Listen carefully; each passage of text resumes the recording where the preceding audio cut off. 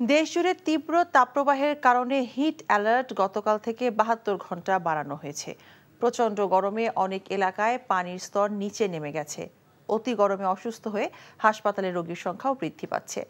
অসহ্য গরম থেকে রেহাই পেতে রাজবাড়ী জেলাসহ দেশের কয়েকটি স্থানে বৃষ্টির জন্য বিশেষ নামাজ এবং মোনাজাত করা হয়েছে।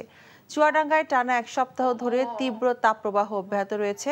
বেলা বাড়ার সাথে সাথে তাপমাত্রা আরও বৃদ্ধি পেয়ে জনজীবন বিপর্যস্ত হয়ে পড়ছে। পাশাপাশি গবাদি পশু এবং চাষাবাদেরও ক্ষতি হচ্ছে অনেক। অতি গরমে ঝিনাইদহের কয়েকটি নদ নদীর পানি শুকিয়ে গেছে। ভূগর্ভস্থ পানির স্তর কমে যাওয়ায় সদর উপজেলার পশ্চিমাঞ্চলে অধিকাংশ নলকূপে পানি উঠছে না। সমাজতান্ত্রিক ছাত্রফ্রন্টের কর্মীরা ঝিনাইদহে পুরাতন ডিসি কোর্টের সামনে পথচারীদের বিনামূল্যে স্যালাইন পানি পান করাচ্ছেন।